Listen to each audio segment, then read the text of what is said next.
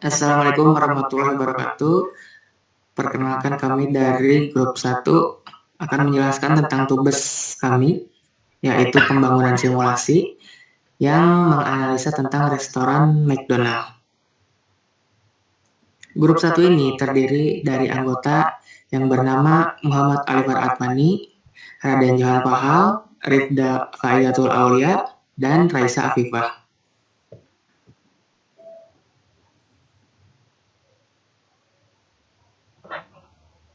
Untuk yang pertama itu adalah konteks permasalahan. Next.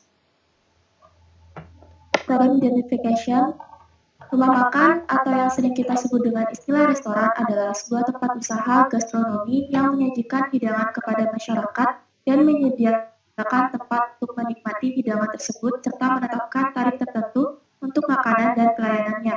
Meski pada umumnya rumah makan menyajikan makanan di tempat, tetapi ada juga beberapa yang menyajikan layanan take-out, dining, dan delivery service sebagai salah satu bentuk pelayanan kepada konsumennya.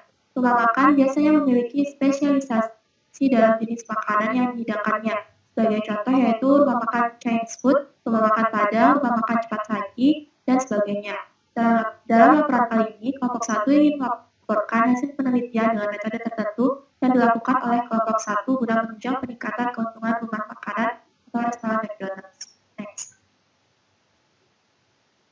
Kemudian untuk 6 elements of problemnya, terdiri dari yang pertama decision maker, yaitu pemilik rumah makan atau restorannya, kemudian objektif, menaikkan angka keuntungan, kemudian untuk decision kriterianya, meminimalkan cost production dan memaksimalkan profit, kemudian untuk performance measurement-nya, produksi optimal, yaitu minimasi modal, maksimasi profit, kemudian kontrol input, jumlah karyawan, biaya produksi, biaya maintenance, konteks, kemudian untuk konteks penjualan makanan. Next. Kemudian berikut ini merupakan influence diagram. Berikut ini influence diagram restoran McDonald's yang dirancang oleh kelompok 1. Nah, dari influence diagram ini bisa kita lihat yang menjadi profit. Di sini ada profit. Kemudian ada beberapa komponen yang terdiri dari tempat bayar, waktu tunggu, tempat makan, tempat pemesanan, dan tempat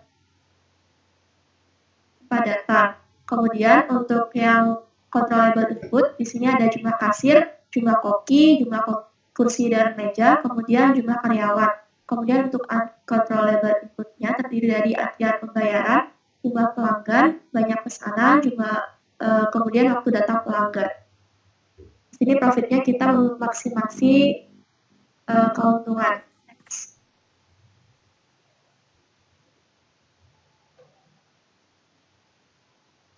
Selanjutnya kita masuk ke sistem.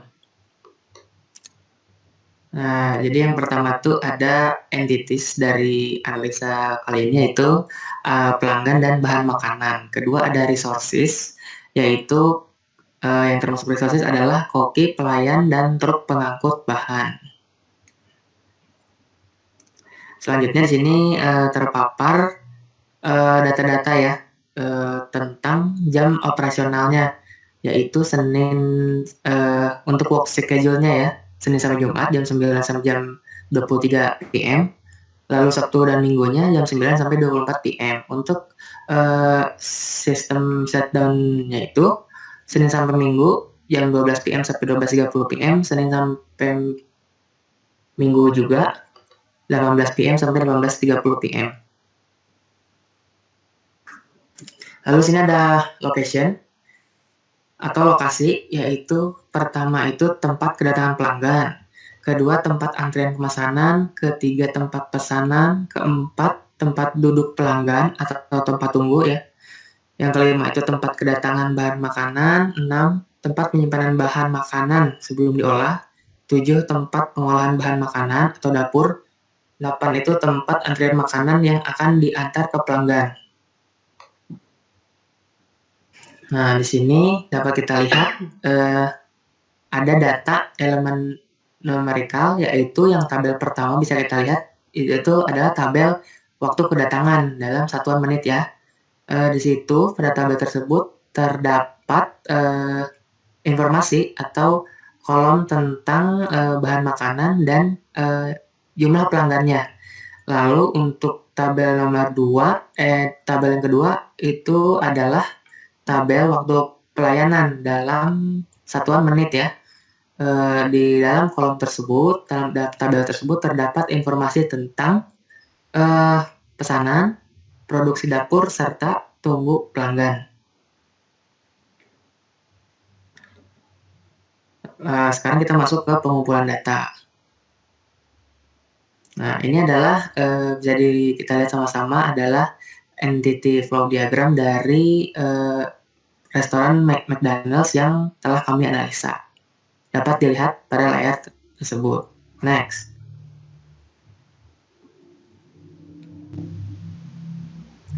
Nah, jadi di sini kita masuk proses description ya. Pada proses description ini kita lihat dari entity flow diagram yang sudah tadi dijelaskan bahwa pada entity flow diagram yang telah kita lihat tadi itu diperoleh atau kita mendapatkan beberapa tempat atau lokasi, yaitu yang telah kami hitung sekitar berjumlah 8, yaitu yang pertama itu adalah area kedatangan makanan, yang kedua itu penyimpanan makanan, yang ketiga itu dapur ya, yang keempat itu area kedatangan pelanggan, yang kelima itu tempat antrian pemesanan, lalu dilanjutkan ke area pemesanannya, lalu dilanjutkan ke area tunggu pelanggan, dan terakhir bertempatan di area antrian makanan. Next.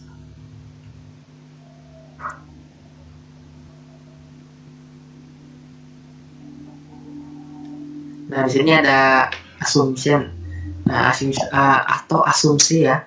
Asumsi di sini penjelasannya yaitu sistem diasumsikan sebagai sistem yang telah ada. Nah, yang kedua itu seluruh data sistem didasarkan pada estimasi desain. Tuh. Selanjutnya akan dilanjutkan oleh rekan saya. Silakan. Ya, terima kasih. Selanjutnya saya akan menjelaskan terkait analisis data. Jadi di sini data yang dianalisis adalah data numerik atau sebelumnya dipaparkan pada bab 2 sebagai elemen numerik. Dijelaskan ada waktu kedatangan makanan, kedatangan pelanggan, pemesanan, produksi dapur dan pelayanan tunggu. Nah, itu data-data tersebut kami lakukan uji distribution fitting menggunakan software StatFit, di mana kami menentukan jenis distribusinya berdasarkan ranking terbesar.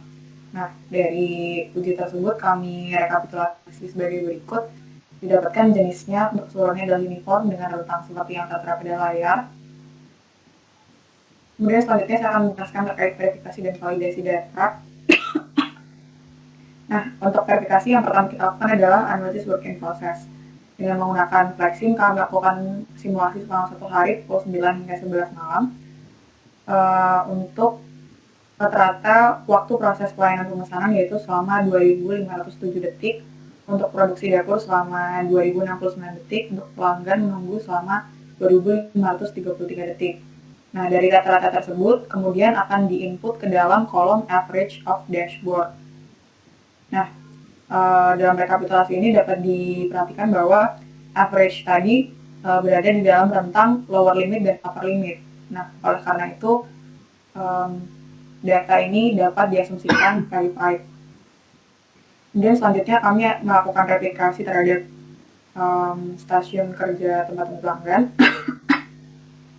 Kami melakukan analisis throughput per hour disimulasikan selama 15 hari kerja dengan representasi output sebagai berikut pada tabel. Nah, dari data output tersebut kami lakukan perhitungan mendapatkan data total, data dan lain-lain, hingga akhirnya kami dapatkan nilai N accent atau number of replication yaitu sebesar 11,52 atau akan dibuatkan menjadi 12. Nah, 12 itu adalah jumlah replikasi yang kami lakukan untuk kedua kalinya, hingga didapatkan average dari output simulasi dan output real system adalah 16,17 dan 16,75.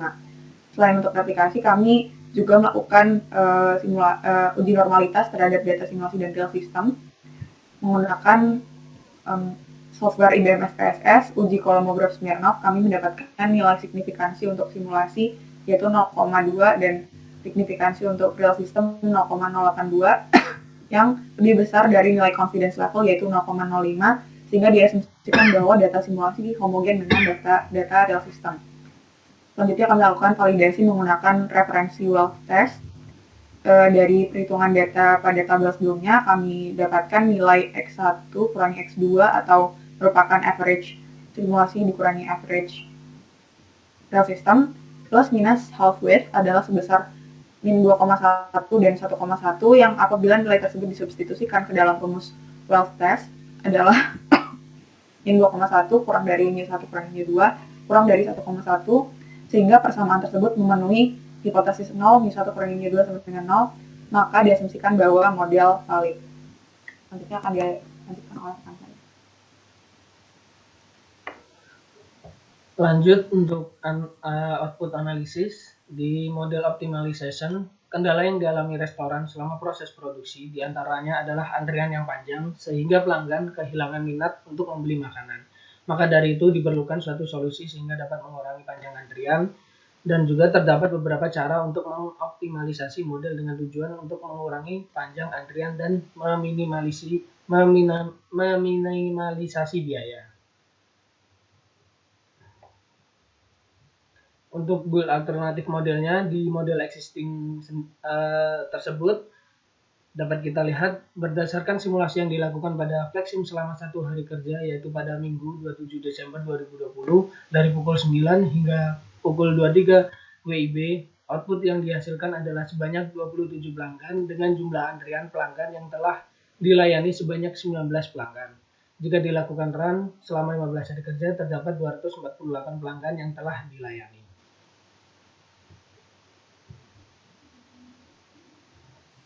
Kemudian berikut ini merupakan simulasi model existing menggunakan aplikasi software Flexim.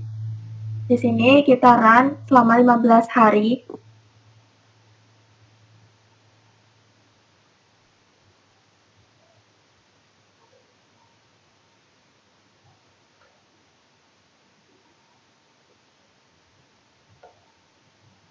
Setelah di-run selama 15 hari didapatkan output sebesar 248.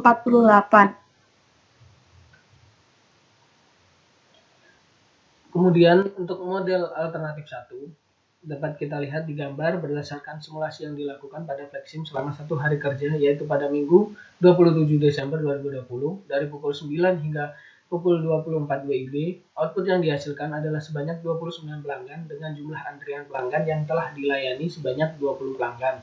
Jika dilakukan run selama 15 hari kerja, terdapat 255 pelanggan yang telah dilayani.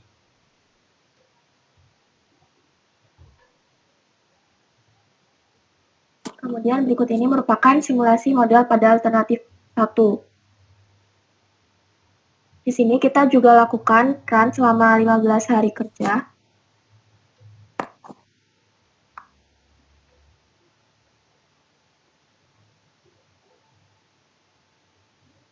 Sehingga didapatkan output sebesar 255.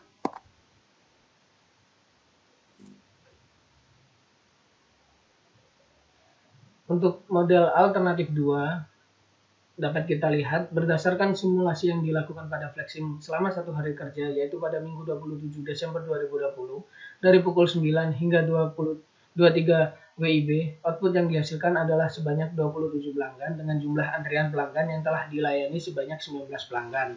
Jika dilakukan run selama 15 hari kerja terdapat 248 pelanggan yang telah dilayani.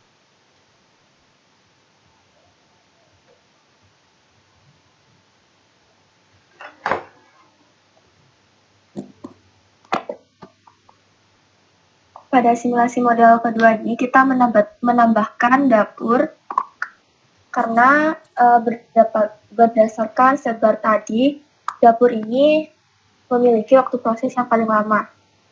Kemudian kita lakukan run selama 15 hari, sehingga didapatkan output sebesar 248.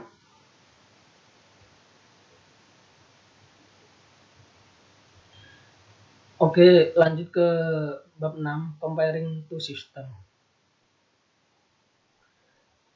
Gambar menunjukkan perbandingan antara model existing dengan model alternatif 1 dan alternatif 2 pada gambar di sebelah yang disimulasikan selama 15 hari kerja. Setelah menggunakan alternatif, terlihat juga terdapat peningkatan penjualan yang semula hanya 248 menjadi 255 dengan menggunakan alternatif 1, sedangkan untuk alternatif 2 tidak mengalami perubahan. Jika dibandingkan langsung berdasarkan hasil running, dapat disimpulkan bahwa penggunaan alternatif 1 lebih efektif.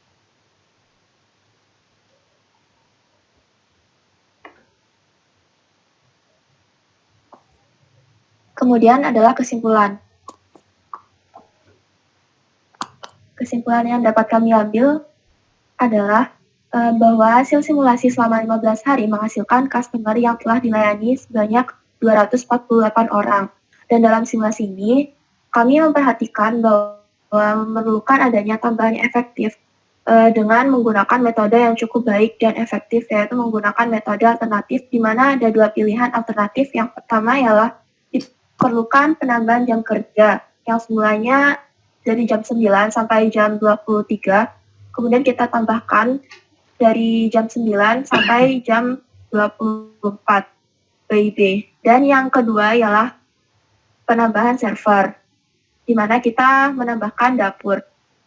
Setelah kelompok kami menganalisis dan mengetahui hasil analisis tersebut, kelompok kami merekomendasikan dengan menggunakan alternatif 1, di mana hal yang tepat untuk restoran McDonald's ialah penambahan jam kerja. Karena adanya hal tersebut, maka penambahan pelayanan menjadi 255 orang, sehingga target penjualan restoran McDonald's dapat berjalan dengan maksimal.